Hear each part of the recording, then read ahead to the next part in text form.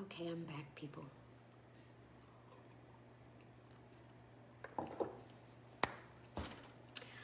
I am back, and I'm going to do really short because I was on the previous live. Somebody mentioned my picture of me and Oprah that I keep behind my desk inside of my studio. And I am going to tell you how I ended up on the Oprah Winfrey Show. So this is me and Oprah. I've had some pretty cool run-ins. That's me and Oprah Winfrey in backstage after the show. That picture up there is me sitting next to President Obama. I'll tell you that story at a different time. They are unrelated. Sort of. They're loosely related to one another. I think this got me enough attention to get that. But I'll tell you that story later. All right? So, tell me one of the reasons why I have so many followers on Facebook. If you're on Instagram and you're not following me on Facebook, you should. I have a page and we are a community of 300,000. Woohoo, go Facebook. But one of the reasons is because people see me on the Oprah Show. So I have gotten a lot of followers over definitely the last year. So some people may not actually know. I must warn Instagram that my battery might die. So I'm just warning you, Instagram. You might have to go catch me over on Facebook. And I'm just curious, how many people are watching because they saw me on the Oprah Show all of those years ago and they've been following me since then? Or they may not have been all of those years ago because until she left and started her own network, they would periodically replay the show. So technically, they probably just stopped playing it maybe like 5 years ago. But what you should also know is you can go on the videos, the featured videos on the Facebook page and on my IG, and you can actually see most of the show on there. So I'm just curious, how many people who follow me now are like, oh, I follow you and I had no idea that you was on the Oprah Show. I actually really take a liking to those people. Because you're following me for me, not just because I was on Oprah. All right, so story so that I can let you go on about your day. How I end up on the Oprah Winfrey Show. By the way, for people who just joined me for this live, my name is Mubaraka Ibrahim. I am a health and happiness coach. I have been doing this for 20 plus years. I opened up so I became a personal trainer first. I taught outdoor fitness boot camp in my city for 15 years, right? So I was known as the Muslim trainer, the boot camp lady, right? People knew me as that for about 15 years. And then I decided my clientele started picking up a lot, and I decided I used to do in-home personal training, which means I would go to women's houses and I would train them in their house, in their home gym, sometimes in their local park, whatever, but it was one-on-one, but I would come to you. And so as my clientele began to expand, I decided that, okay, I want to open up a physical studio. So I told my husband, let's open up a fitness studio. I want to open up a fitness studio. So I gave him my business plan. He was like, okay, let's do it. Let's see what's in savings. We opened up a studio. That was in March of 2000 and I might have my years wrong. I always get years wrong, but I think it was 2008. It might have been 7. And I opened up the studio on March 19th. I remember because my birthday is March 13th, and it was a few days after my birthday, a few days after my 30th birthday. So that's important for the rest of the story. Turned 30 March. Oh, so I should be able to know what year it was. Then it was 2006, right? Because I turned 30, right? Yes. So I turned 30 in March 13th of 2006. And I opened up my fitness studio, my personal training studio in March 19th of 2006. never had a brick and mortar business, right? That's a whole nother stop. Maybe we'll do a week of just talking about business and all of the lessons that I've learned. Opened up a physical studio, and when you're an entrepreneur and a business owner, initially you are everything. You are the marketer, you are the advertiser, you're the researcher. I was physically teaching like 40 classes a week myself. It was insane. Don't do that, by the way, right? I can give you some easier ways to get into having a fitness studio than you actually teaching. That did not make a lot of sense, because not only do you have to physically work in your business, at night you have to work on your business. So I was reading all of these books by these fitness gurus who was saying like, how do you market your business? Because I'm like, okay. So number one, it was a little nerve-wracking because it was 9/11 was still fresh. There was a lot of Islamophobia. I remember my mother saying, do you really want to do this? Do you really think that, this is the time with all of the anti-Muslim sentiment? And I was like, yep, I'm going to do it because I live Islam out loud. This is not something that I just put on a hijab in order to get on Facebook. People know that I lead with my religion. I'm Muslim. I've been hijabi since I was 7 years old. You can't look at me and not know that I'm Muslim. So I'm like, if somebody don't like Muslims, they're obviously not going to come to my fitness studio. So I'm going to open up a fitness studio. And if I can do boot camp and get 50 women in one class, and I can get women who trust a hijabi fitness trainer to come to their house and train them in their house, then yes, they will come to me. And so I opened up my fitness studio, but I didn't have no idea what I was doing. And so I'm reading this book about marketing fitness, and the guy says in the book, he says, what is it that makes you different as a trainer? Right? So this story has a lot of lessons in it. It has self-confidence lessons. It has marketing lessons. It has a lot of lessons in it. So take from it any benefit that you can. And in the book, when he talked about what is it that make you different, he said, don't tell me that you have a ACSM certification because this organization gave out 150,000 certifications. Don't tell me it's because you have this certification, because there are 280,000 people with that certification. Your certifications isn't what makes you different. That you need them, but what makes you unique? And so I thought about it. Me trying to market, it's literally like 1:30 in the morning. I'm in my room. Like, the internet is pretty new at this point, right? And so I open up my computer. I'm in my room thinking, and I said, how many personal trainers in the United States dress like this? Probably not many. I'm an interesting story. Oprah likes interesting stories. I think I'll tell her about myself. And I went to my computer. At the time, she had the Oprah show. And on the Oprah show website, there was a box that says, suggest a story.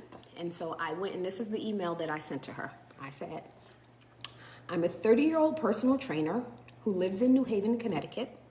And what makes me different, right, thinking about what the guy said, is I'm an Orthodox Sunni Muslim who wears hijab.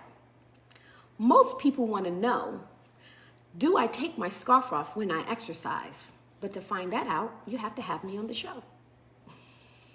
So, yes, I gave Oprah a little teaser. And I laughed because I said they must wanted to know because they called me 3 days later. So, it was, the saying that says luck is preparedness meets opportunity. This was that definition of luck, of qadr. It was just meant to be I was sending an email at the right time, right place. It was just all set up by Allah. Because They did not ask me on the show, and people ask me this all the time. How did you pitch yourself to Oprah? How do you pitch yourself to be on the show? How did you pitch this show to Oprah? I did not pitch the show to Oprah. I told them about myself, and in their credit, they were already doing a show. So when you talk about like preparedness meets opportunity and how everything kind of aligned, they were doing a show called 30 Something in America. Remember earlier, I told you that I had just turned 30 in March? So it was, the name of the show was 30 Something in America. I had just turned 30, so I fit right in there perfectly. And they wanted to profile women throughout the United States and what their life was like in their 30s. So I was one of 6 women who were on the show.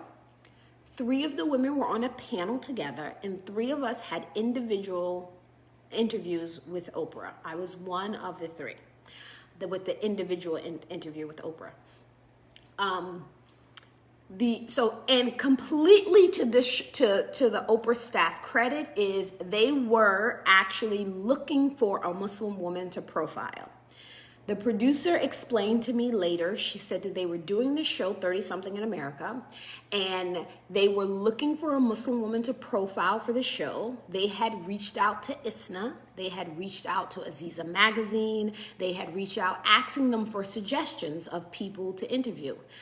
And they had actually got some recommendations from several of the people that they reached out to. And they interviewed about 5 different Muslim women. But my story particularly resonated with the producer.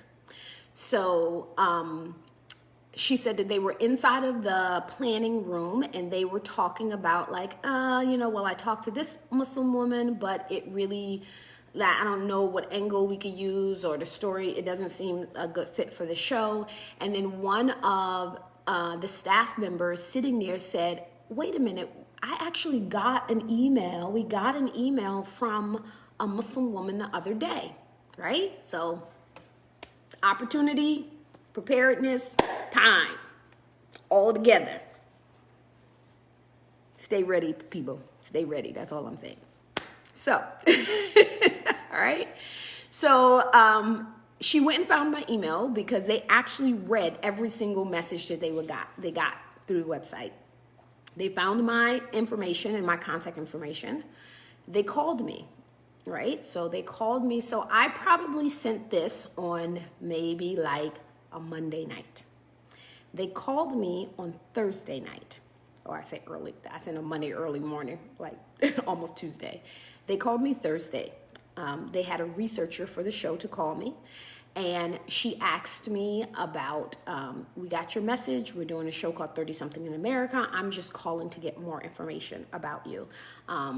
She wanted to know if I went to a local mosque. I told her yes. She's like, do you like wear your scarf every day? And I'm like, yeah. She was like, do you like pray 5 times a day? I'm like, yeah. And she was like, you got kids? I told her about my kids, about my husband. And she was like, okay. So I talked to her for maybe about 15 minutes. And she said, this doesn't mean that you're on a show. I'm just doing research for the producers. And if one of the producers are interested in knowing more about your story, they'll give you a call. So I hung up from her. And like 15, 20 minutes later, a producer actually called me back. And at this point, so the lady called me at like 10 o'clock at night. A producer called me back, right at like 10:30, 11 o'clock, something like that. And she talked to me, and we talked for like an hour. She is such an awesome, we still stay connected today. She is such an awesome person. It was just like my girlfriend was calling me. She was like, oh, so tell me about this and tell me about how you met your husband and tell me. So I told her all of the stuff about my life. And she's like, okay, I'm going to take this back to the other producers on the show and I will let you know whether or not we're going to have you on the show. Because there was 4 different panels. So as I explained earlier, there was a panel of 3 women and 3 of us got individually interviewed. And so each one of us was signed a producer. Each segment rather was signed a producer. And so my producer had to take it back and get approval. And she called me back on Friday. And I remember it was like exactly like 12:45. because I just had told the kids to get up and get ready so that we can go to Juma. And then the producer called me and was like, we want to have you on the show. Can we be there at 9 a.m. on Saturday? It's Friday, y'all. And I was like Saturday, like tomorrow, Saturday? And she's like, yeah. I'm like, okay. And so I hang up and I'm like, oh my God. I had just told the kids, all right, let's go to Juma. Get ready and get ready. I was like, change your plans, clean up the house. So we started a frantic cleaning up of the house. Long story short, because I'm sure you'll probably find this on my IG or my lives at some point, that I went in much more detail than the past. That was on a Friday. They showed up 9 a.m. on Saturday morning with a full van and production crew. We filmed from 9 a.m. all the way until 5 p.m. So they have probably about 8 hours of my life somewhere inside of a vault. Interview, me training clients, me interacting with the kids, all this other stuff. Kids interview, all of this. And that was on a Saturday. They flew my husband and I to Chicago on Monday. We recorded the show on Tuesday, January 25th. And then, I'm sorry, not January 25th, October 31st. We recorded the show Tuesday, October 31st, and then came home on Wednesday. Questions that people always ask me. No, Oprah did not pay me. I didn't even get one of those secret gifts underneath the seat thing, okay? Yes, they paid for me to come. She paid my travel expenses, gave us food credit at the hotel, which is still like some of the best food that we ever had. And a limousine transportation from the airport to the show, to the airport, all of that. But no, I did not get paid to be on Oprah. Did it give me a lot of popularity? Yes, it gave me a lot of popularity. Did it make my business explode? No, not really. Most people who come to me did not come to me because I was on Oprah. A few people did, but it did not make me. What it did was it allowed me to do a lot. It took my career in a very different direction that I had not anticipated, which is doing a lot of public speaking. And so since then, I have actually been asked to speak all over the world on everything from dawah to health and fitness. I've been contracted to do health and fitness summits for women. Rashida, I just said that. No, I did not get paid. That is a myth. They do not pay you to be on talk shows. But I got paid in a very different way. I did not get monetary money, but what I did get was I got the opportunity to, inshallah, get lots of barakah, blessings, because she asked me a lot of things about Islam. And so I was actually quite pleased at her questioning sequence, because even after I was off of the show, so my parents, my father in particular, or both of my parents, but my father converted to Islam when he was a teenager. And so he was Muslim. He didn't pass away until he was like 55. So I always assumed that he explained Islam to his family. But after I was on the show, one of the things that Oprah asked me when I was on the show was if we believe in Jesus. And I'm like, yes, we believe in Jesus. We believe in Mary. We believe in the Immaculate Conception. We believe in the whole story, right? And my aunt said to me after the show, when I saw her again, is like, I never knew that y'all believed in Jesus. And I was like, really? Like, my dad was Muslim for like 40 years. He never told you we believe in Jesus. So I thought that was quite interesting. So it actually allowed me to explain to people, I think, in like regular terms. I remember I had one aunt who passed away, and when I went to her funeral, the pastor's wife said to me, she was telling me how proud my aunt was of me, and she said to me, before I saw you on the show, I didn't think that Muslim women could speak without their husband's permission. And she was like, but that really opened my eyes. And I was like, wow, You really thought we couldn't talk without asking permission? That was like mind blowing. But it was just a testament as to how not even misunderstood Islam is, but how much people don't know about Islam. Because that's not even a misunderstanding. That's just like not knowing, right? Not knowing that we believe in Jesus and we believe in Mary and what status that they have in Islam, right? So Jesus and Mary, we have literally the entire story in the Quran of Mary, alayhi salam, before she was even conceived by her mother, the prayer her mother made for her all the way up into the crucifixion of Jesus, alayhi salam. So that was, I just lost my Instagram, people. Okay. So that was really, really interesting to be able to give the opportunity. So my barakah is probably, inshallah, is much more extensive than any amount of money that I could have been paid. What I also got was a little bit of status, a little bit of clout. So what my clout is I am the only African-American Muslim woman in hijab to ever, in the 30 years of the show, to sit on the yellow couch to be interviewed by Oprah.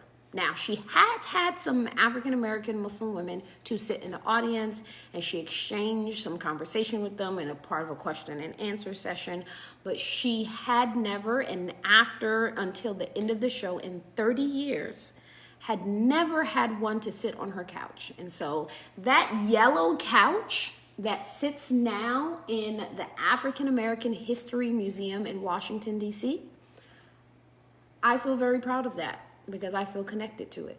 I feel like that is a part of, I was a part of that legacy. So that is my quick little Oprah story. It was, I'm going to be like 80 telling this story. I'm be honest. I know that there are people who are so sick of hearing me talk about when I was on Oprah, but I'm going to keep telling it anyway.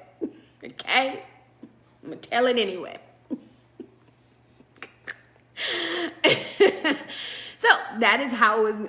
And yes, she is very nice. Yes, she acts exactly the way she does on when she is on TV and doing interviews. She acts like that in person. I can say that I believe that she's a very authentic person. I should also say that, to be honest, that I really was not an Oprah fan before I was on Oprah. I'll tell y'all a little secret. Before I was on Oprah, I really didn't like Oprah that much. And I hope she don't see this and feel some kind of way, but let me explain myself. Before my show on Oprah, I felt like also too, let me say, I didn't watch her that often. I used to watch her when my kids were young and I was a stay-at-home mom, but like I said, I was working, I was teaching boot camp, I was opening up a studio. I didn't watch her that often. But every time I would watch a show, particularly, other shows were okay, but particularly shows that contained a Muslim or Islam, I just felt like it was degrading, trying to degrade Islam or villainize Muslims. And and that was one of the reasons why I really kind of stopped watching hers, because I was like, I really don't like the vibe because media and journalists, they have ways of using words, using editing in order to make you feel a certain way. So I'm not a fake news conspiracy theorist, but everybody has an angle. We watch CNN and I'm always aware of their angle. Sometimes I flip to Fox just to see what their angle is. Journalists always have an angle. And so I didn't feel like she would give a positive angle towards Islam. And so I really was not a huge fan of hers. But after the show, I actually learned more about her. And I know that sounds crazy, right? Honestly, when I was on the show, and did the interview, I was not nervous at all. That's something else that people ask me. And I wasn't nervous because I did not know how big Oprah was. I know that sounds crazy, right? Because she Oprah. but I was like oblivious as to the fact that it was like a show that is followed worldwide. I literally had a childhood friend who was living in Saudi Arabia, who saw me on Oprah in Saudi Arabia, called her mother who lived in South Carolina to tell her that I was on Oprah. I was like, what? I had no idea. And so after I recorded the show, and that's probably why I wasn't nervous when I was talking to her, is because one, she's really nice and she makes you feel really comfortable. And number two, I did not know how big and widespread the show was. Before the show aired, I asked the producer, like, how many people watch Oprah? And she's like, 10 million people watch Oprah a day. Bruh, 10 million people watch the Oprah show every day throughout the world. And it was like something in like 59 countries. I was like, what? Maybe I should have been nervous. But alhamdulillah, I wasn't nervous and it came out better, because if I was nervous, I probably wouldn't have been so talkative. So that was actually really interesting. And then it re-aired 5 times that I know of. And I'm sure it re-aired more times than that. And I could always tell when it re-aired because I would get like lots of followers. Like all of a sudden I get like 200 followers from Russia. I'm like, okay, yep, the Oprah show aired. But that is the story on how I ended up on the Oprah show. It was the qadar of Allah.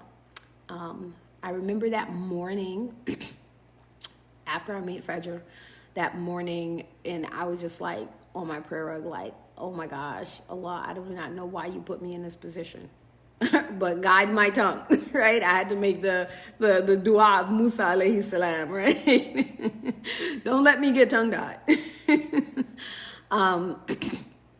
And so, yeah, so this is just us chatting.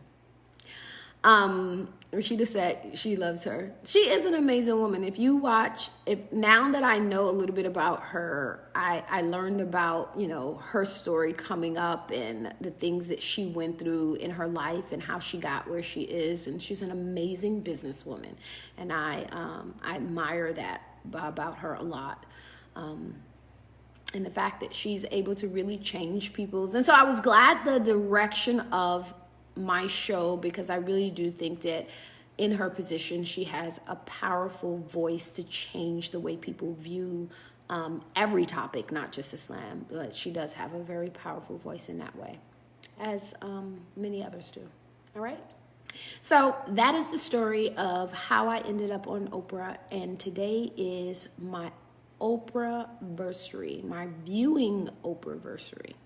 And if you're interested in seeing the show, most of it is on the IGTV or on the videos on Facebook on the Watch. So I say most of it because it's split in 2 parts. And because there was a part that was before the commercial break and then after the commercial break. After I left the couch and it was time for the next person to be interviewed, she actually took half of the next guest segment to ask me more questions. So I actually got like 10 minutes and 36 seconds of her asking me questions. So I had my segment, which was probably like, 6 minutes long. And then when they came back from the commercial break, I was sitting in the audience by that point, and she was like, wait a minute, before I start, let me ask you a couple more questions. And so she kept asking me more questions. So alhamdulillah. I think her questions was also very sincere. It was stuff that she really wanted to know or felt like other people wanted to know. All right.